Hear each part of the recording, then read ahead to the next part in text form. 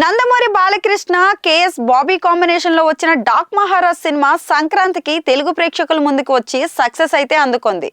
ఈ సినిమా విషయంలో మేకర్స్ ముందు నుంచి చాలా కాన్ఫిడెంట్ గా ఉండగా రిలీజ్ తర్వాత అదే రిజల్ట్ అయితే వచ్చింది.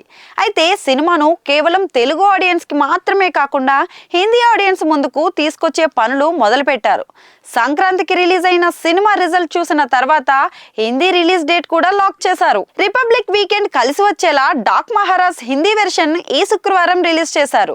బాలకృష్ణ సినిమాలు హిందీలో, అది కూడా సినిమా రిలీజ్ అయిన 2 వారాలకే డబ్బింగ్ వెర్షన్ హిందీలో రిలీజ్ అవ్వడం చాలా అరుదు.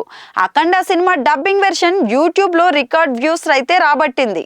అఖండ 2ని డైరెక్ట్ పాన్ ఇండియా రిలీజ్ అయితే ప్లాన్ చేస్తున్నారు. దానికి ముందు శాంపుల్ గా డాక్ మహారాజ్ సినిమాను హిందీ వెర్షన్ లో రిలీజ్ చేశారు.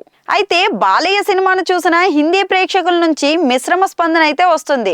మన దగ్గరతో పోలిస్తే మాస్ సినిమాలకు ఆదరించే ప్రేక్షకులు తక్కువే. అయితే వాళ్ళు నచ్చే మాస్ వేరే రకంగా ఉంటాయి.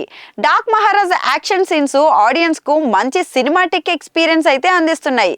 ముఖ్యంగా బాలకృష్ణ లాంటి సీనియర్ హీరో నుంచి ఇలాంటి ఫైట్స్ అస్సలు ఊహించలేదు. తెలుగులో సినిమా సక్సెస్ అవ్వగా హిందీ రిలీజ్ కి డిమాండ్ అయితే పెరిగింది. సో కమర్షియల్ లెక్కలు ఏమీ లేకుండా కానీ ఎంత వచ్చినా లాభమే అని చెప్పొచ్చు. సితారా ఎంటర్టైన్మెంట్స్ బ్యానర్ లో సూర్యదేవర నాగవంశీ నిర్మించిన ఈ సినిమాలో శ్రద్ధా శ్రీనాథ్, ప్రజ్ఞా జైస్వాల్ అయితే నటించారు.